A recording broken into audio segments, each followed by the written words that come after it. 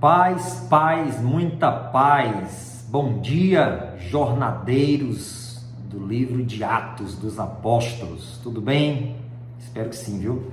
Olha, lembrando a vocês que a nossa jornada é assim, versículo por versículo do livro de Atos, aprendendo ali tudo que Deus tem para nos dar. Foi algo que Deus pôs no meu coração. Acredito que tem ajudado tanta gente a ter uma compreensão muito melhor desse livro tão precioso, importante e poderoso para os cristãos de todas as épocas, não é?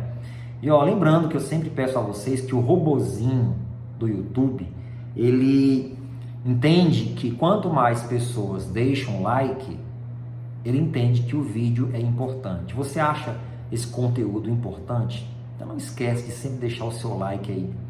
E se você não é inscrito no canal, se inscreve. E vamos ser missionários virtuais também. Espalhe isso aqui. Mas espere o vídeo terminar, tá bom? Estamos no capítulo de número 19. E agora nós vamos ao versículo 33. Você que está acompanhando diariamente, quando eu leio o versículo, você já vai lembrar do que eu falei ontem. Então, se você não acompanha a jornada de ontem, volta lá depois e acompanha para você ir se atualizando, tá bom? Capítulo 19, versículo 33 diz assim, Então tiraram Alexandre dentre a multidão, impelindo-os judeus para adiante. E Alexandre, acenando com a mão, queria dar razão disto ao povo. Mas quando conheceram que era judeu, todos unanimemente levantaram a voz, clamando por espaço de quase 2 horas. Grande é a Diana dos Efésios. Presta atenção, veja o que estava acontecendo aqui. Olha os grupos de pessoas. Paulo e os seus companheiros levando a palavra de Deus, a palavra da verdade naquele lugar. Uma das coisas que Paulo deixou claro, não são deuses aqueles que são feitos por mãos humanas. Isso é bíblico, isso está lá em Oséias, fechou. Essa verdade incomodou muito os efesianos, que tinham Diana como a sua grande deusa. E havia um templo suntuoso, o mais belo de todos, dedicado a ela. Então os efesianos ficaram muito incomodados e começaram aquela agitação, aquela confusão que comentamos no vídeo anterior. Só que também existiam lá um grupo de judeus que eram praticantes ferrenhos da lei.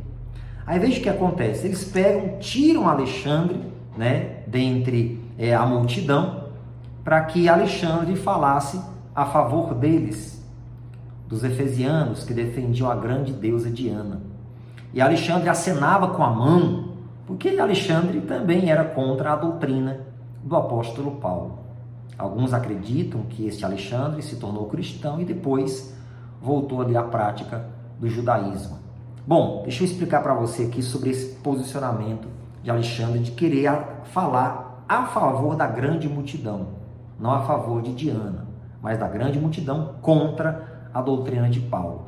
Alexandre simplesmente se tornaria participante dos pecados alheios.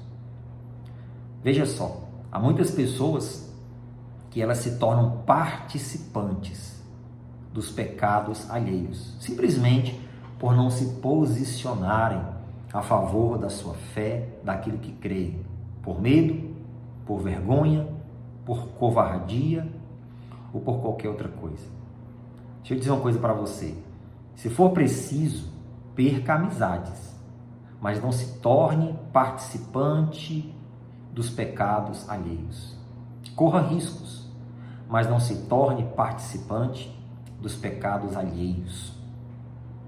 Seja de repente aquela pessoa que é tida como quadrado, careta,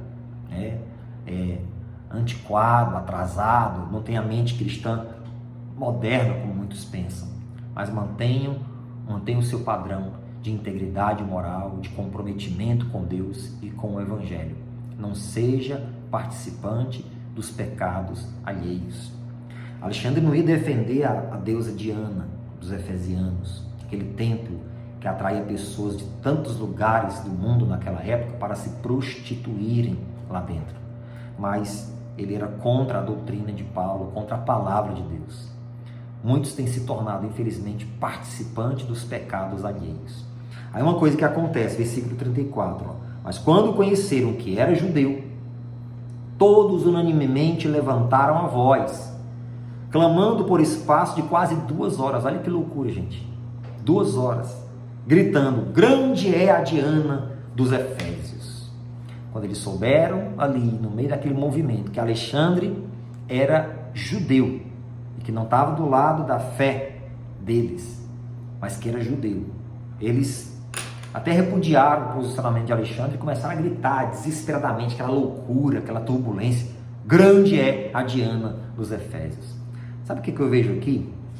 Eu vejo aqui o seguinte, que como seria interessante se os cristãos eles defendessem a sua fé como tantos idólatras defendem a sua fé em seus ídolos, que tem olhos, mas não veem, tem boca, mas não falam, tem ouvidos, mas não ouvem, tem nariz, mas não cheiram, tem mãos, mas não apalpam.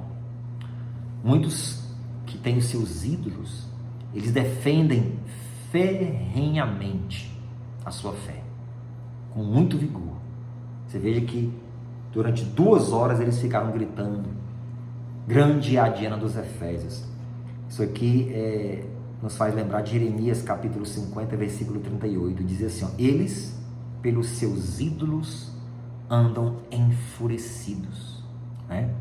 E quantos cristãos, por muito menos, negam a Jesus, negam a sua fé, porque não querem ser perseguidos, deixados de lado, sofrerem algum tipo de chacota ou de preconceito, acabam não se posicionando e ficam do lado de ideologias, de pensamentos progressistas e etc. Não se posicionam.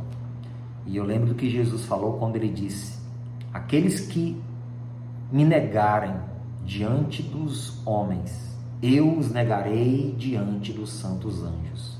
Então, se os cristãos defendessem a sua fé, a sua crença, como estes adoradores de Diana defenderam aquilo que criam, eu acredito que o reino de Deus ele teria muito mais resultados, muito mais vidas seriam ganhas, muitos mais milagres aconteceriam, muito mais poder de Deus seria derramado. É o que Deus espera de mim, é o que Deus espera de você.